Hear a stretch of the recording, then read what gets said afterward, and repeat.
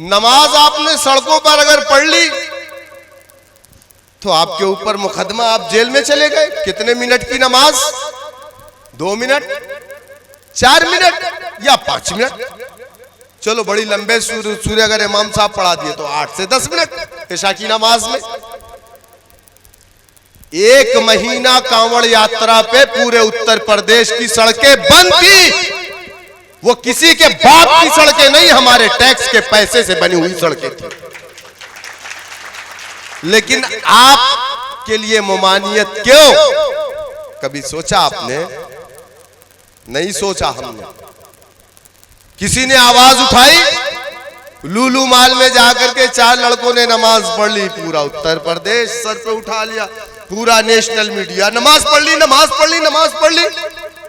नमाज पढ़ ली, तुम सड़कों को जाम करके पूरे उत्तर प्रदेश की पश्चिमी यूपी से लेकर के गाजियाबाद से गाजीपुर तक की नेशनल हाईवे को एक तरफ बंद करके आप लोगों ने कांवड़ यात्राएं निकाली, लोगों को लाठियां मारा, डंडे मारे, गाड़ियों को जला दिया, गाड़ियों को तोड़ दिया, शराब पिया, क्या क्या नौटंकी नहीं की इन लोगों ने धर्म के नाम पर। बताओ आप, कुछ हुआ? कुछ नहीं हुआ। क्यों नहीं हुआ जानते हैं आप? इसलिए नहीं हुआ कि उनके पास एक बहुत बड़ी ताकत है। वो ताकत किस चीज की है? पैसे की नहीं। आप 10 माले का घर बना लो, झूठा मुकदमा लगा करके सबसे पहले आपके घर को गिरा देंगे, है ना? रोक पाओगे? नहीं रोक पाओगे। मुख्तार अंसारी अतीक के घर को गिरा दिया। उससे बड़ा कौन था उत्तर प्रदेश में ताकतवर? चलिए सियासत की बात करते हैं तो सियासी ताकत भी उनके पास थी। 8 बार 10 बार से एमएलए थे, उनके भाई एमपी है ना? एक भतीजा एमएलए है, बेटा एमएलए है। बावजूद उसके क्या हुआ? उनके घरों को गिरा दिया। क्यों? कभी आपने सोचा इस चीज को? क्यों ये चीजें हो रही है? क्योंकि हिंदुस्तान एक जमहूरी मुल्क है और जमहूरियत की सबसे बड़ी ताकत क्या है आप जानते हैं? आपका पैसा नहीं। आप कितना भी पैसा दो तब भी आपको जमानत करवानी ही पड़ेगी, है ना? जमहूरियत की सबसे बड़ी ताकत आपका खेत नहीं, आपके बाग नहीं, आपके मकान नहीं। जमहूरियत की सबसे बड़ी ताकत सियासत है। क्या है? सियासत है। बीजेपी की सरकार है, उनके हाथों में जो झंडे हैं ना वो बीजेपी के हैं। जिसके हाथ में भगवा झंडे। अच्छा आप मुझे ईमानदारी से बता दो, आप यहां से लखनऊ तक चले जाओ, आपके पास गाड़ी का पेपर ना हो, आपके पास लाइसेंस ना हो, आप अपनी गाड़ी में एक भगवा झंडे लगा लो, अपने गले में एक झंडे भगवा डाल लो, कोई पूछेगा आपको? ये आपके जहन में है ना बात? क्यों? क्योंकि मालूम है उसको कि ये बीजेपी से जुड़ा हुआ आदमी है, आरएसएस बजरंग दल से जुड़ा हुआ आदमी है। इसको छूने का मतलब है दरोगा जी ने परेशान किया तो दरोगा जी सस्पेंड हो जाएंगे, है ना? लेकिन आप दाढ़ी और टोपी में रात को 2 बजे जरा घूमिए सड़कों पे, 3 दिन तक घर वाले ढूंढेंगे, एटीएस वाले उठा करके ले गए पूछताछ के नाम पर।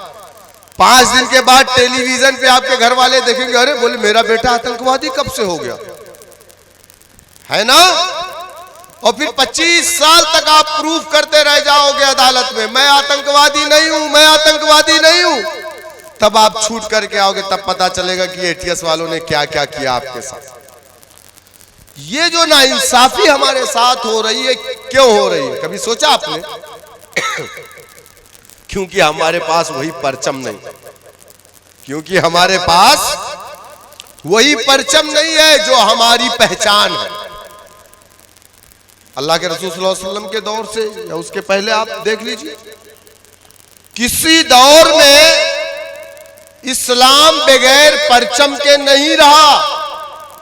इस्लाम की पहचान या मुस्लिम बस्तियों की पहचान उसके परचम से या मस्जिद की मीनारों से होती है। मस्जिद में मीनार क्यों बनाए जाते हैं मालूम है आपको? इसीलिए ताकि दूर से मालूम हो जाए कि वहां मस्जिद है, तो जाहिर सी बात है कि वहां आसपास मुसलमान रहते होंगे। लेकिन आज हमने अपनी पहचान को खो दिया। साहबा इकराम जब जंग में हुआ करते थे ना, उनके हाथ में परचम, एक हाथ में तलवार होती थी, और अगर एक हाथ कट जाते थे तो परचम को अपने दांत में लगा देते थे, लेकिन परचम को कभी जमीन पे गिरने नहीं देते थे। मरने से, शहीद होने से पहले उनके साथ का साथी साहबा उस परचम को अपने हाथ में लेके आगे बढ़ता था। परचम को कभी उसने नहीं छोड़ा।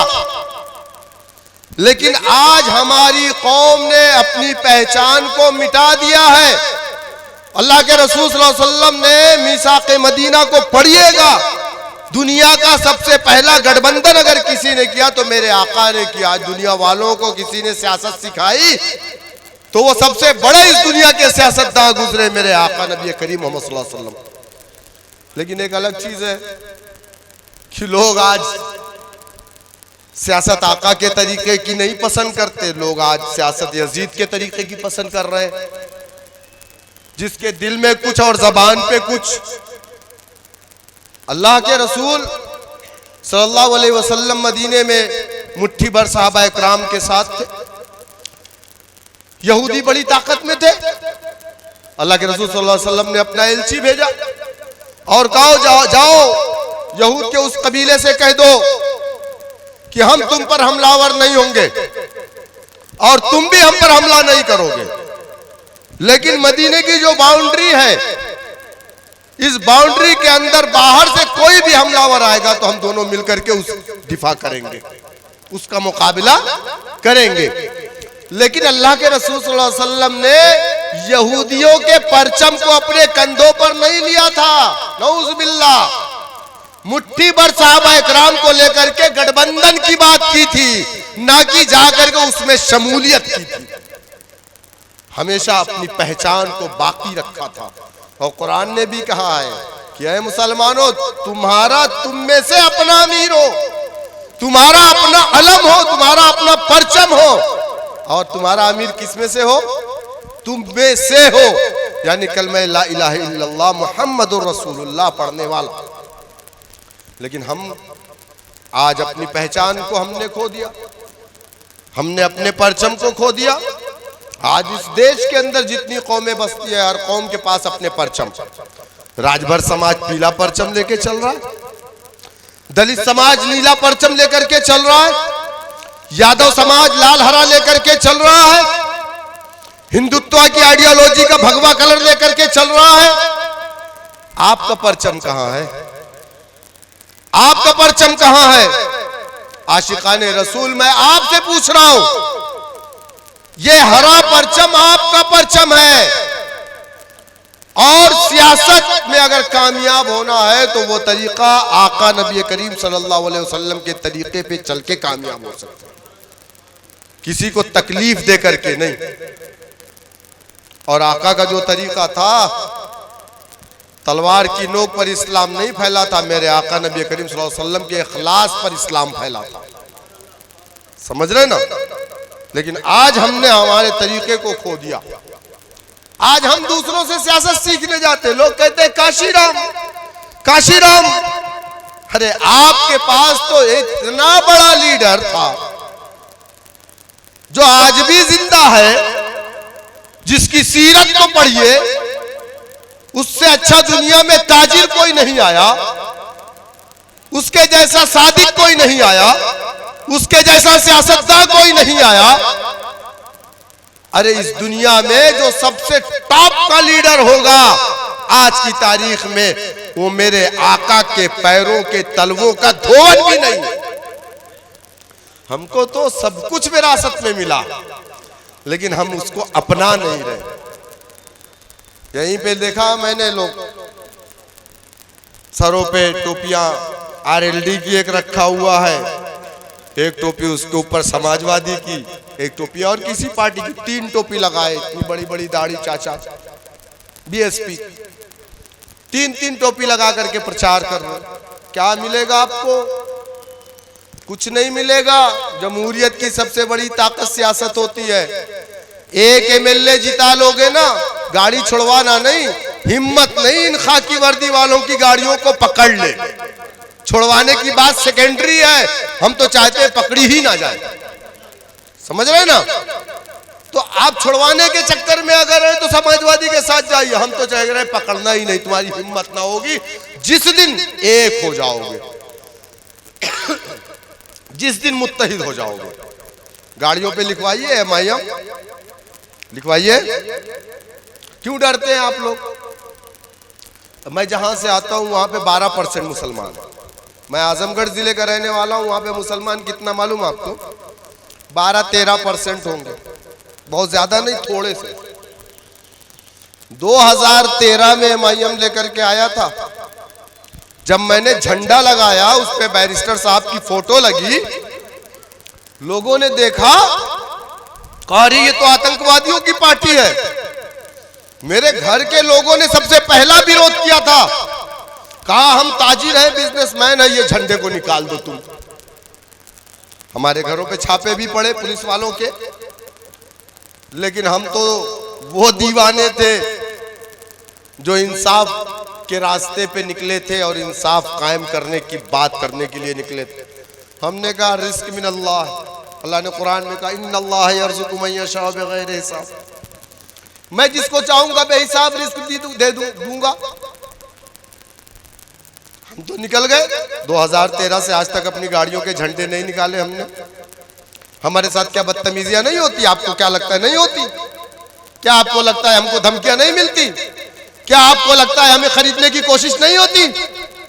आपको क्या लगता है नहीं होती? अरे हमारे छोटे छोटे कार्यकर्ताओं की कीमत जब 20-20 हजार 50-50 हजार लगती है, तो आपको क्या लगता है कि हमें खरीदने की कोशिश नहीं होती? हमें डराने की कोशिश नहीं होती? हमें धमकाने की कोशिश नहीं होती? लेकिन नहीं, ना हम डरेंगे, ना हम झुकेंगे, ना हम बिकेंगे। हम इंसाफ कायम करने के लिए डटे रहेंगे, इंसाफ के रास्ते पर। यार दुनिया से जाओगे क्या लेके जाओगे? सिकंदर चला गया, खाली हाथ चला गया, हाथ बाहर था। यहाँ कौन लोग हैं जिसके वालिद दुनिया से गुजर गए और लेकर के चले गए, अपनी पॉकेट भर के गए?